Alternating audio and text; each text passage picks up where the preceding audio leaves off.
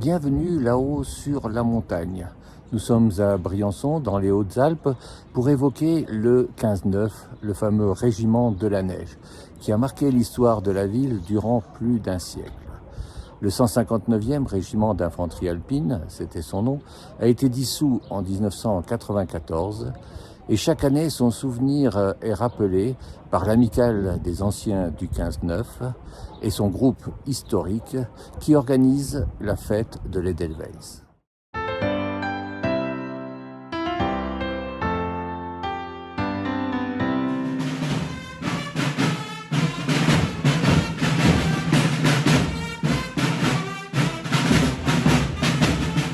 Je suis Monsieur Mélé, Bernard. Je suis président de l'amicale du 159e RIA depuis 15 ans. Alors fête de l'Edelweiss, pourquoi Edelweiss? Edelweiss, ça a toujours existé. Edelweiss, c'était ici, justement ici. En 1920, la caserne était fermée à l'extérieur. Il n'y avait pas trop de contact avec les civils. Ils faisaient leur fête entre eux. Le 15 septembre, c'était la fête entre eux. Ils avaient appelé ça le Edelweiss. D'ailleurs, j'ai des vieilles cartes postales où il y a un mât de cocagne et le militaire, il monte au mât de cocagne, il va chercher un jambon qui se trouve en haut. Et pour eux, c'était leur fête. Petit à petit, ça s'est ouvert à la population et c'est devenu une fête populaire pour tout le Briançonnais. Voilà. Et si on rappelle, l'Edelweiss, c'est aussi l'insigne du régiment. Et c'est c'est l'insigne du régiment. Pourquoi? Pourquoi? Parce que c'est une seule fleur qu'on trouve en haute montagne.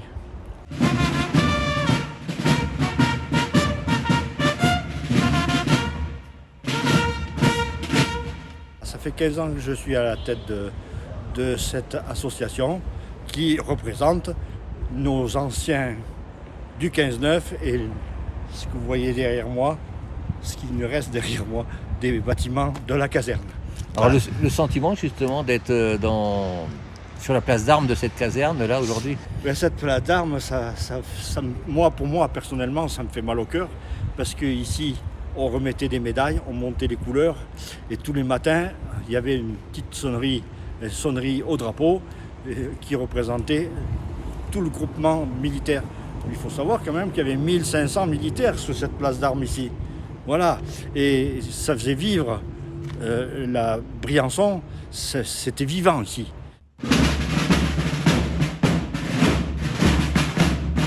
Alors les activités de cette amicale et ce groupe historique?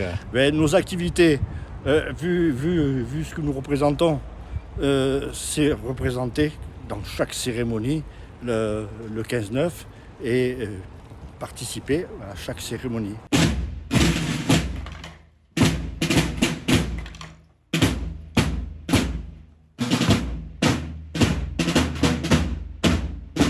Je m'appelle Réal Fred, je suis né le 8 juin 1944 à Saint-Chaffré et j'ai toujours habité à Villars-Laté. Sauf quand vous habitiez ici? Sauf quand j'habitais ici. Voilà, donc... Et j'ai habité ici pendant 21 ans et un mois ou deux. Au 15-9, j'étais pisteur secouriste à Chantemerle et le chef de corps du 15-9 à l'époque, le commandant Gonnet, et ses deux acolytes, le capitaine Gramont et Maléviou, me baratiner pour m'engager au 15-9. Alors j'aurais dit peut-être, mais je n'ai pas encore passé le conseil de révision. Quand j'ai eu passé le conseil de révision et qu'on était comme à l'époque avec nos cocardes, bon pour les filles, bon pour l'armée, bon pour tout ce que vous voulez, je me suis décidé de venir le voir et de m'engager. Je me suis engagé dans un petit bureau qui était juste à l'entrée là-bas, à côté du mess, qui s'appelle le bureau de la place, avec un adjudant-chef qui m'a toujours marqué. Et depuis, je suis rentré là le 1er novembre 1962 et j'en suis reparti en 1983. Donc toujours au 15-9? Toujours au 15-9 parce que j'avais le brevet de guide de haute montagne et moniteur national de ski.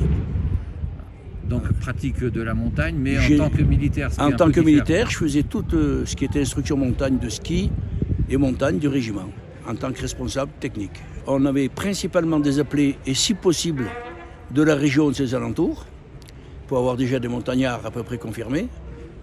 Et quand ils n'étaient pas confirmés, il fallait les former sur le tas. Ouais. Il y en a beaucoup qui ont découvert la montagne. Beaucoup ont découvert la montagne, beaucoup sont revenus dans le Briançonnais. Certains leur ont tellement donné la vocation de la montagne qu'ils ont fait moniteur et guide dans leur pays, soit dans les Pyrénées, soit à gauche, soit à droite.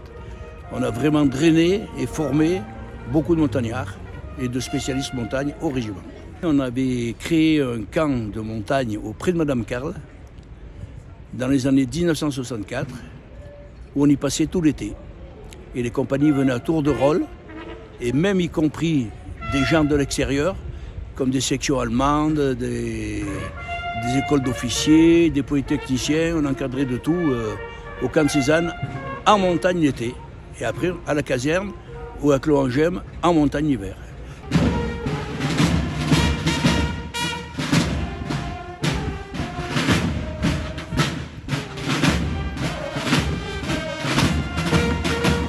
Quel est notre avenir? C'est ça qui me pose problème.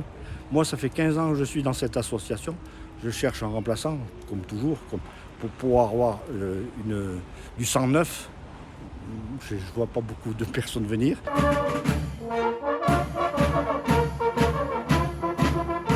J'étais un peu spécialisé dans les fermetures des casernes. J'ai fait 20 ans d'armée. Sur 20 ans d'armée, j'ai fait 15 fermetures. Ah oui. Dont 12 déménagements. Je suis arrivé ici en 96 pour fermer le 15-9. Je suis resté, après mon temps d'armée, j'ai fait 20 ans d'armée, j'ai arrêté ici, à Briançon, et je suis resté 18 ans civil à la caserne ici. En faisant quoi? En faisant informaticien. Et puis je me suis aperçu qu'en 2009, on a encore fermé la caserne. Je dois avoir un chat noir, c'est pas possible, il y a quelque chose qui... Chaque fois que je suis quelque part, la caserne ferme. Alors j'espère qu'on ne va pas fermer l'amicale du 15-9, ça serait quand même décevant.